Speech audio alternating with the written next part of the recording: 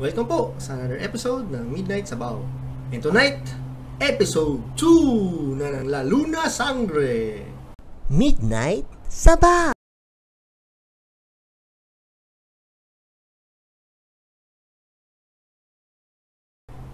Well, dapat kahapon ko pa ito ginawa kaya lang medyo matagal yung pag-download ng ABS-CBN. Antok na ako.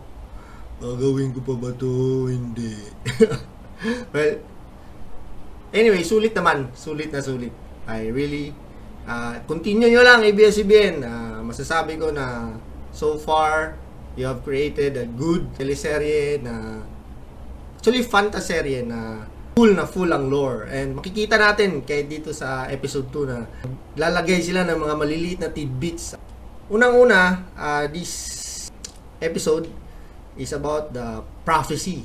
So, alam naman natin lahat na ano yung prophecy, but dito nila in-explain yung seer, kung ano yung nagagawa niya, and na-explain nila ng mabuti, like yung dun sa history ni Romnick. History ni Romnick. I really love the history na nung buntis pa pala yung asawa niya, nandun pa si Tristan sa tiyan ng mami niya. Alam na nila na he's special. There's something with him na mag-change sa mga pangyayari. And I like it na binibuild up nila si Romnick. Although alam naman natin lahat na mamamatay. Pero it helps by developing yung dad niya. It will also develop yung character ni Tristan. Na so far yun yung nirurut mo, go Tristan. Kasi nga ang galing ng bata. Even in this episode 2, makita mo na talagang magaling siya mag-act, and you really root for him. Siguro dahil cute siya, tapos he's very assertive, alam mo yun, tapos yung expression siya, talagang mahuhulog yung loob mo sa kanya. Kaya Kodus. And nakita natin in action yung tatay niya. So, 'di ba? Parang kung mana siya sa tatay niya, magaling siya lumaban, and he's very familiar dun sa mga vampire kasi nga pala dati siyang Luna, and they are very although it passed yung fight scene kasi hindi naman siya ganoon kaganda, pero ang pinakita lang naman dun yung intuition niya na how he would fight a vampire. So there's some parang rhythm to it, paano mo siya tatalunin. So it doesn't matter kung mahina ka, nakatungkod ka, pero pag alam mo yung kalaban mo na vampire, kaya mo siyang talunin, which is I love it. I love the concept. Another thing is yung powers ng mga bata. So sa ko lang to sa opinion ko or sa parang foresight ko na pala to, parang binary power na the power na hindi mag-work pag hindi kayo magkasama. It's a superhero power na pag wala yung isa, mahina ka. So, kasi di ba nung naghawakan sila, may energy na nag-separate sa kanilang dalawa. So, parang theory ko lang na kaya nabugbog yung si Catherine dun sa trailer kasi mag-isa siya wala si DJ. So parang ina-emphasize na doon na ganun kailangan nilang magsama para maging powerful. Which is talagang swak na swak dun sa love team na you cannot be separated or else dali. Ano ba? Yung kay Angel tsaka kay John Lloyd, talagang wala na silang powers kasi yun nga na-transfer na pala dun sa dalawang bata yung powers nila. So, ang gusto ko lang, sobrang interesting para makita mo in the future kung paano mag-manifest yung powers nila, di ba? Na talagang nakuha ng ABS-CBN na yung formula ng a good fantasy hero type na series.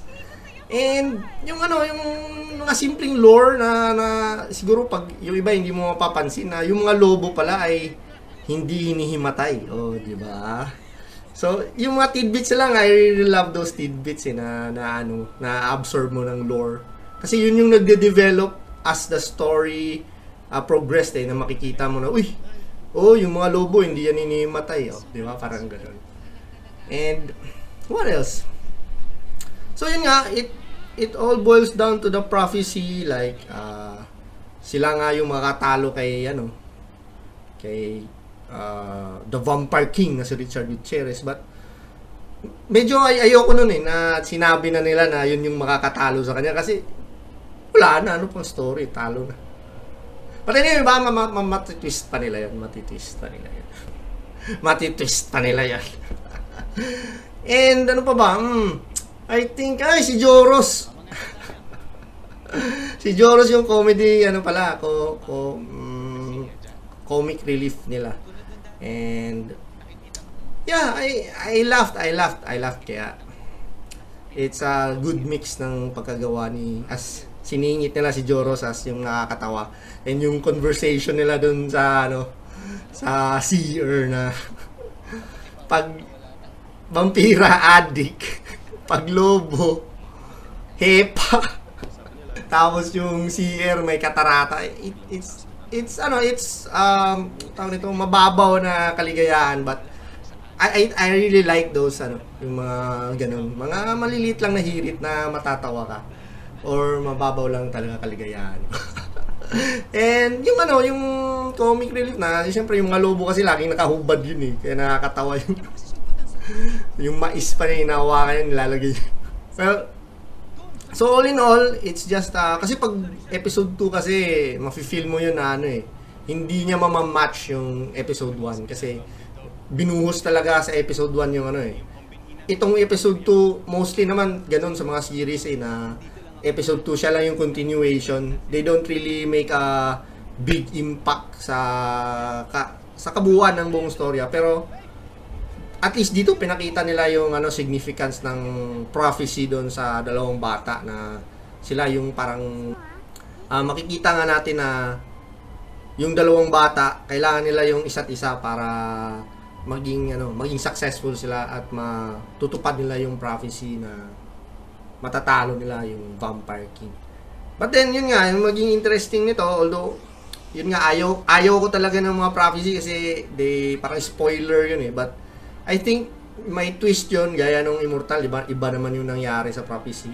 And may twist din na paano mangyayari yung mga bagay-bagay. Yun yung gusto mong makita dun.